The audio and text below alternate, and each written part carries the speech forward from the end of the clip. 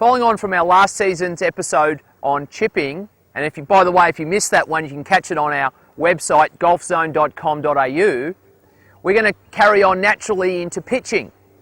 So what are the issues and factors that people need to improve to become better pitchers of the ball? We all know how to make a full swing, at least we're all improving that if you keep watching my segments each week. What we need to do is how to verify that and modify that into a shorter shot. So there are a few elements that we need to adapt and still ensure we keep using from our full swing to differentiate this into a pitch shot.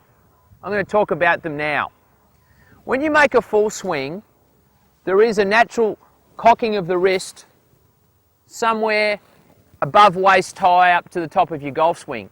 But because a pitch is a miniature or a half swing, this cocking of the wrist needs to occur very, very early in the piece. In fact, we have to ensure it occurs, otherwise we're going to be in a bit of trouble. We won't be able to provide enough downward force on the ball to elevate it for a pitch. So when we set up to the golf ball, what we'd like to see is a little predetermined waggle motion, and that's purely for my wrist, just rehearsing the vertical up and down motion of my wrist. Rehearsing that cocking and uncocking motion. Then, obviously the other factor we need to understand is that, yes, it is a short shot, but I still do use my body. I still need to use a body pivot in this shot, because without this body pivot, not much power can be generated. So, combined with this cocking of my wrist, there is a turning motion, predominantly of my upper body, that will power the club. Now, here's another factor. I have also mentioned that with more lofted golf clubs, you need to strike more down on the golf ball. That's a natural effect of the loft of the club. Therefore, you need to swing a little bit more left for a right-handed golfer or across your body. Otherwise, that golf ball is going to shoot out too far to the right and away from you, and you won't hit your target, let alone create enough downward impact to control the spin on your shots. So, we need to employ an open stance setup for this shot. So what I've done here, I move to the side, and I've set my shoulders up, and I've also set my feet up in a lot more open fashion, pointing a good 10 degrees or 15 degrees left of target.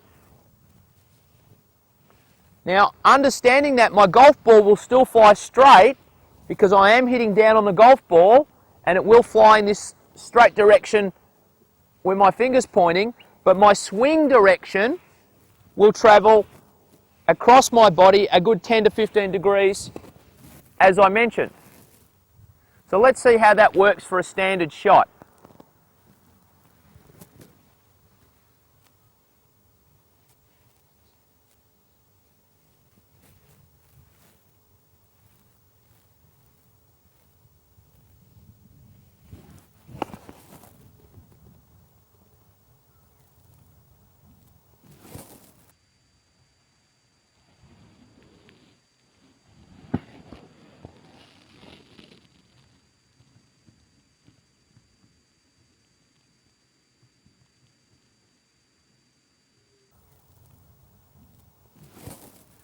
What you'll notice there is my direction of force was slightly across the ball, but because of the loft on the golf club and the downward strike, my ball flew out straight to the flag.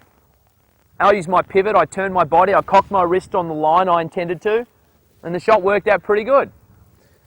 Unfortunately, I don't always see this amongst my clients, so I'm going to show you now what not to do, what we currently see quite often during my daily lessons. Notice the shut-off aim.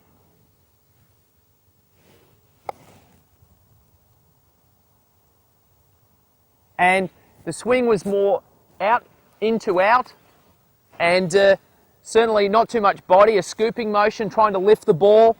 Didn't really have any wrist cock there that employed the vertical force downward to hit the ball upward. Certainly not the way I'd be doing it. So if we can summarise this by saying we need you to be aiming left, cocking your wrist outside, but turning your body with your pivot and swinging across, letting the force hit down, the ball shoot out straight to the target. That'll certainly help you improve your pitch shot.